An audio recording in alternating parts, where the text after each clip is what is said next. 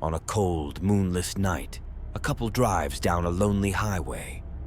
The man, Kenji, grips the steering wheel, his eyes focused on the road. His girlfriend, Yuki, sits beside him, staring out the window, lost in her own thoughts. Hey Yuki, you've been awfully quiet. What's going on in that mysterious mind of yours? Yuki continues to gaze out the window, her fingers tracing invisible patterns on the glass. She seems far away, not hearing him at first. Yuki? Oh, sorry, Kenji. Just thinking. How about I tell you a story? Something a bit different. A story? Kenji nods, his eyes briefly meeting hers before returning to the road. The corners of his mouth turn up in a mischievous grin. This is not just any story. It's a terrifying tale of utter madness. A story forbidden to be told. But I'll share it with you if you promise to keep it a secret. I promise. There was once a man named Jiro, who lived in a village with his wife and son. After floods ravaged his home, he set out for the next village in search of food and shelter. The journey was perilous, and winter's icy grip was relentless. He realized he couldn't take his family along the treacherous path and had to venture alone. Jiro found a dead cow by the roadside and, with grim determination, he sliced open its belly.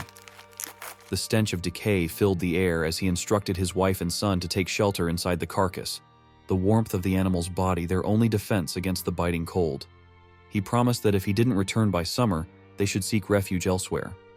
Jiro bade a sorrowful farewell and trudged through the snow, the path steep and unforgiving. He finally reached the next village but collapsed from hunger and exhaustion. The villagers took pity on him, nursing him back to health. When he awoke, feverish and delirious, he insisted on returning to his family. Axe in hand, he braved the storm, determined to save them. But in his fevered state, the world around him twisted and warped.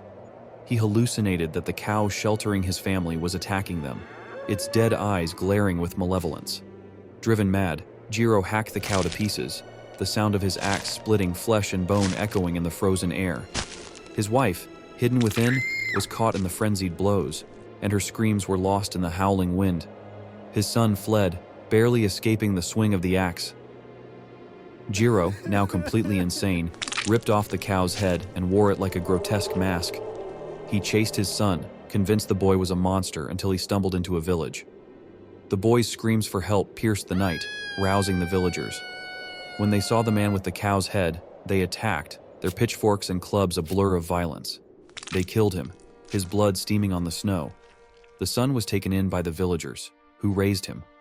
Years later, he wrote of his father in his diary, but decided this was a story best forgotten.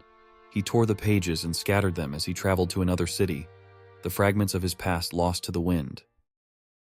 Kenji finishes the tale, glancing at Yuki, who is watching him intently, her head tilted to one side, a mysterious, almost knowing smile playing on her lips. That's not what really happened. Kenji looks at her, surprised. Why do you think that, Yuki? How do you know this isn't the true story? Yuki's smile widens as she pulls a piece of paper from her pocket, holding it up for him to see. It's because I found the piece of paper on which the story of Gozu was written. Yuki's eyes turn a ghostly white, and she begins to tell the tale of Gozu. Her voice takes on an otherworldly quality as Kenji listens, unable to interrupt, a girl possessed.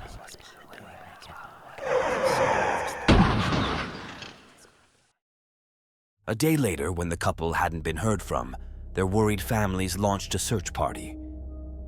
They found the car abandoned by the roadside, the engine cold.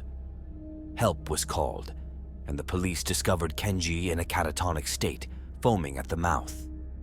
The police find Yuki sitting alone by the roadside, her eerie smile unwavering.